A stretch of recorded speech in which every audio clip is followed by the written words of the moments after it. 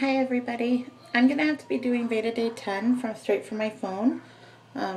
We've been having issues with our mouse. We have this like high tech. My husband's a computer guy and he built our computer from scratch. And we have like all the fancy keyboards and the fancy mouses and all these different monitors and huge things. So it's like he our mouse, something when he repaired our desk, our mouse like either got a wire cramped or something, but it's been really off and on and now it's off. So I can't even get on my computer. So I'm just going to do today's Veda straight from my phone, upload it from here. I'm going to try to get under 10 minutes so that I can just straight upload it, and I'm just going to do it while I'm getting my makeup done. Gotta multitask when you're a mother of 3, right? So today's vlog is, oh, side note, I know I've already done a how I do my makeup video, so even though I didn't go into like what I use or whatever, but I'm not going to go even talk about makeup anymore. Anyway, so today's Veda is going to be an update on my schooling. I've met with a counselor at the beginning of the week because I was actually terminated from my financial aid. And the reason being that I was terminated from my financial aid, ooh, there's a mosquito. Missed him. Oh, I hate mosquitoes. I was terminated because I didn't complete enough units during my summer semester, and I actually failed both the classes I took. I'm getting a doctor's note for that to put in my petition. I should be able to appeal the decision, but I had to meet with a counselor to get everything straightened so they can sort out how many classes I have left, if I'm on track, just try to keep me up to date. Now, I've met with a counselor many times before, and no counselor before this had ever like sat down with me and went over my future of school. And she kind of looked at me and was like, "You're doing way too much. There is no way I'm going to be able to complete what I need to do." So basically, with financial aid, you're allowed, I don't know if all the states are the same, but I know this is how California is. You're allowed 90 units of financial aid. And then you can appeal, and you can go up to a maximum of 120. And that is for your entire school career. So that's not just one school, that's your entire school career.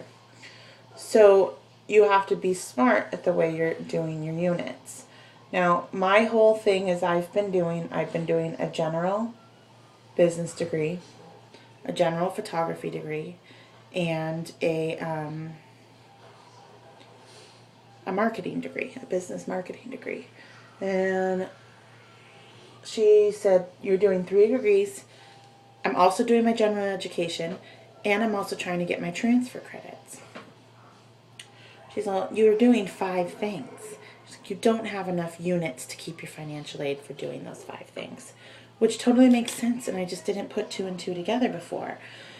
She's like, you need to bring that down. That's just the only option. And I was like, okay, so I'm going to eliminate my photography degree.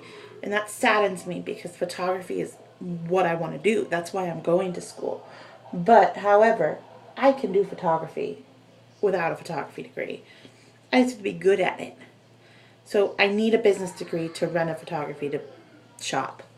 And you don't really need that either, but I'm not going to be able to own a business, buy all the fancy stuff without loans, and I'm going to need those degrees to back me up. So I've decided I'm not going to get my transfer units because at this point I've already used up all my general ed, and because I'm already at like 75 units. I've already used up all my general ed, so I'm not going to get my transfer. I don't foresee me transferring and going on to a university to become a photographer. I don't see that. So I'm not going to worry about those classes anymore. I'm also not worrying about my photography classes at the moment, so I'm really just going to focus on finishing my general ed and my general business degree. And I'm doing those 2 because then I can graduate. And if I need to get a job while I'm building my photography business, I can totally use my business degree to get into some sort of business career. So that's my plan. And she says that I should be able to graduate by next fall. So I have fall, spring, summer, fall. And not all of those were full, and I need to remain at full time to get the maximum of my financial aid. So I might be able to actually finish by summer.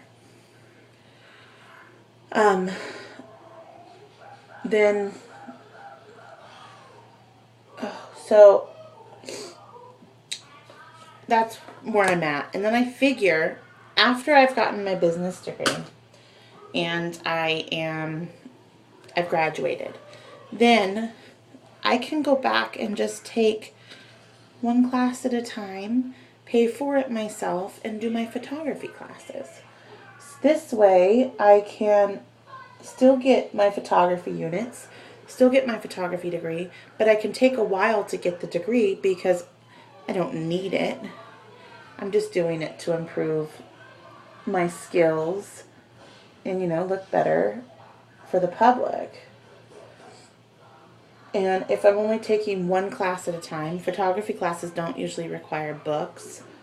If they do, you can normally do without. I've never had a photography class so far that required a book. I've had some that had books, yes. Books on like Photoshop and Lightroom and things like that, but they never actually required it. They would just give you printouts.